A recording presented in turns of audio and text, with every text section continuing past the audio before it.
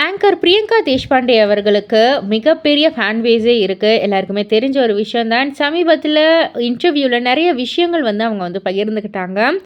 அதாவது அவங்க என்ன சொல்லியிருந்தாங்கன்னா, இந்த வேகமான உலகத்தில் மக்களை சந்தோஷப்படுத்தி ஒரு என்டர்டெய்னராக அவங்க மனசில் நிலைச்சு நின்றுட்டுருக்கேன் அப்படின்றதே எனக்கு ஒரு மிகப்பெரிய வெற்றி தான். என்னை பிடிச்ச மக்களுக்கு ரொம்ப ரொம்ப நன்றி. என்னை பிடிக்காதவங்களுக்கும் பிடிக்கிற மாதிரி ஆகணும் அப்படின்ற என்னுடைய ஆசை, குறிக்கோள் எல்லாமே அது மட்டும்தான் அப்படின்ற மாதிரி வந்து சொல்லியிருக்காங்க. அண்ட் அது மட்டும் இல்லை, ஆங்கரிங்கில் வந்து பிரியங்காவுடைய இன்ஸ்பிரேஷன் யார் அப்படின்னு வந்து கேட்டிங்கன்னா சிவகார்த்திகேயன் தான் அப்படின்ற மாதிரி வந்து சொல்லியிருக்காங்க. ரூல்ஸ் அண்ட் ரெகுலேஷன் இல்லாமல் இஷ்டத்துக்கு பேசுகிறோமே, நம்மளை ஏற்றுக்குவாங்களா அப்படின்னு வந்து எனக்குள்ளேயே வந்து தோணும். அந்த மாதிரி தோணக்குள்ளலாம் என்னுடைய மேல் வெர்ஷன் மாதிரி தான் சிவா அண்ணா செம ஜாலியாக கலகலப்பாக ஆங்கரிங் பண்ணிகிட்டு இருந்தார்.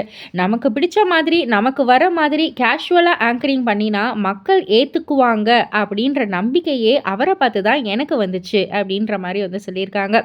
அதுக்கப்புறம் அவங்க விஜய் தொலைக்காட்சியில் ஒளிபரப்பான பிக் பாஸ்க்கு போயிருந்தாங்க இல்லையா? ஸோ அதை பற்றியுமே வந்து ஒரு சில விஷயங்கள் கருத்துக்களை வந்து பகிர்ந்துக்கிட்டாங்க. அவங்க என்ன சொல்லியிருந்தாங்கன்னா, நான் பிக் பாஸ்க்கு போகிறேன்னு உன் பேரை கெடுத்துக்க வேணாம் அப்படின்ற மாதிரி தான் வந்து சொன்னாங்க. நான் பிக் பாஸ்க்கு போகிறேன் அப்படின்னு சொன்னதுமே எல்லாருமே சொன்னதே வந்து இந்த ஒரு விஷயம் தான், உன் பேரை கெடுத்துக்காத உள்ளே போய் அப்படின்ற மாதிரி தான். அதுக்கு நான் சொன்னேன், நான் நடிகலை, ரொம்ப உண்மையாக என்னுடைய இயல்பை காமிச்சேன்.